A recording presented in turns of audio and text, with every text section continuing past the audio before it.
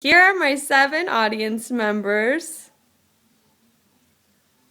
Okay, I have Kelsey film. Ballet has been on the forefront of performing arts for a long time now. It's recently been portrayed in the blockbuster film The Black Swan, which many of you may have seen, but that's far from how it got its humble beginnings. The word ballet derives from French origin, although it was originated in Italy in the Italian Renaissance courts in the 14th through 16th century. From there it made its way to France, where it was further advanced. It was done for the entertainment of the king and queens, and it usually had a plot and was done alongside songs and poems. And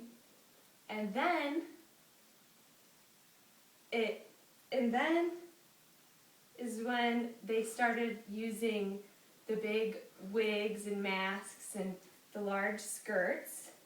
And around that time in the 18th century, the dancers started to have a change in footwear.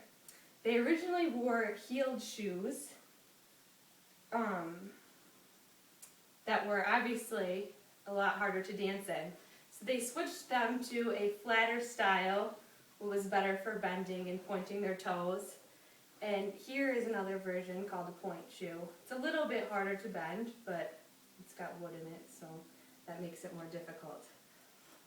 But the demi-pointe originated after they made these shoes, because it's easier.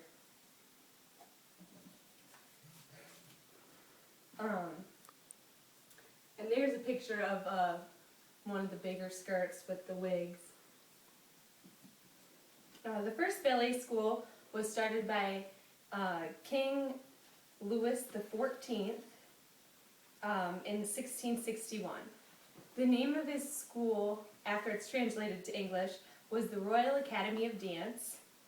It had 13 ballet masters that taught there and taught all the students what they needed to know about the art. And one of the more famous ballet masters was Pierre Beschamps.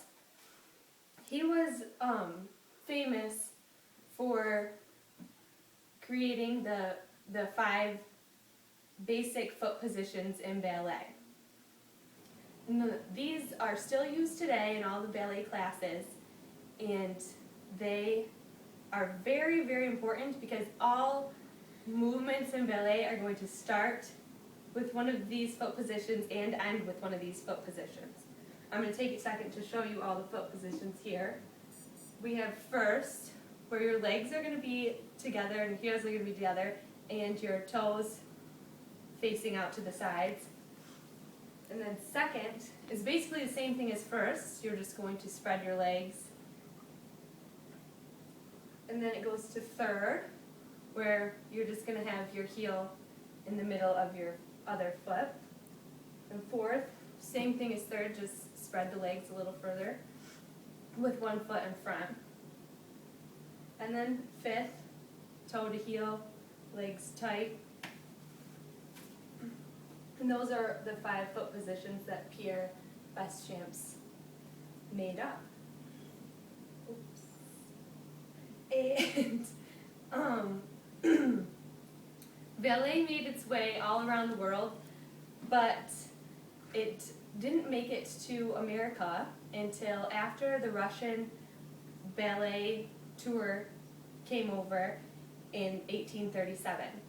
And some of the members of the tour decided that they wanted to stick around, and 2 of those members included George Balanchine and Lincoln Kirstein. They were choreographers, and they started the first major ballet school in America in 1934. Today, it's called the American Ballet Theater, or ABT, but back then it was the School of American Ballet. They also helped found the New York City Ballet in 1948. There are many explanations on how ballet actually came to America, but this is the most well-known and documented description of how it got here. I learned all about ballet and the foot positions we just talked about, and much more when I took ballet classes as a child. I started when I was 3 years old and danced till I graduated high school. It was a total of 15 years that I danced at Alden Dance Academy. Today I have discussed with you many of the historical features of ballet and how it made its way around the world. Ballet can teach you many things, including self-confidence, dedication, good posture.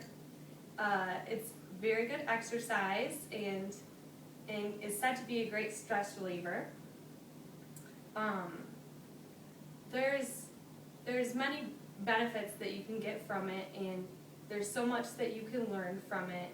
And I hope that everyone will take the time to learn about ballet or practice it at some point in time in their lives.